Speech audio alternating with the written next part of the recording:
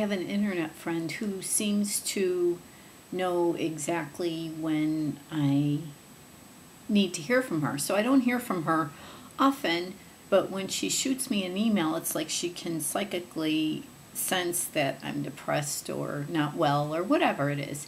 So recently, Sylvia sent me an email, and she just was wondering how I was because I've been in the dark lately. And she was right. I've been depressed. I've been very depressed, and I'm trying to stay positive and stay focused. I'm shifting. You know how oh, I feel like I'm in some sort of cocoon, being transformed, hopefully into a butterfly, from some sort of maggot or whatever it is they transform from, caterpillar.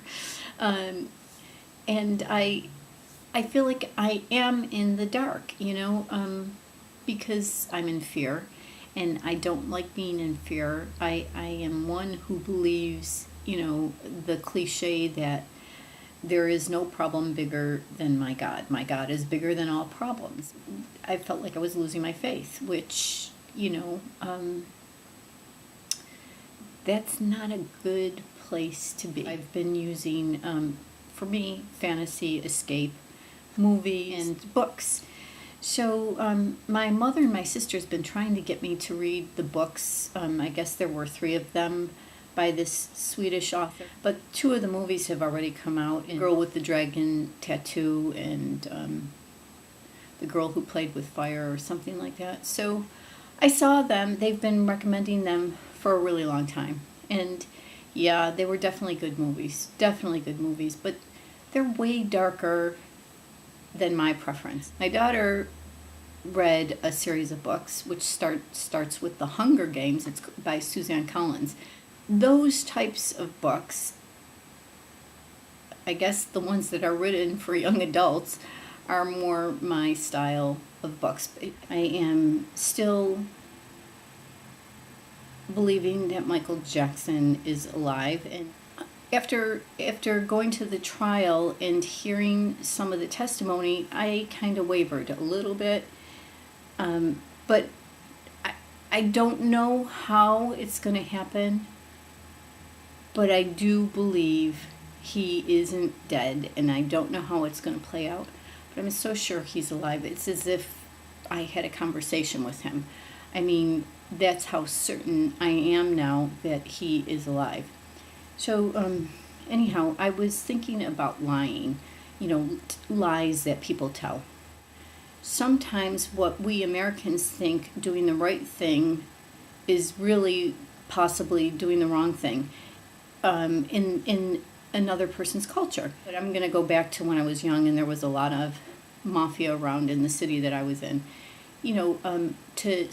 To snitch on your pal, your partner, your person that you, even if you weren't involved in what they were doing that was wrong, to snitch on them was considered way worse than whatever the crime was they did. And lying, we're taught that lying is wrong, and yet, okay, so lying is wrong ethically. I don't know. Is lying wrong ethically? I have no idea. What do you think? Is lying wrong ethically? I teach my daughter not to lie. And yet, do I think white lies are okay? I'm not sure.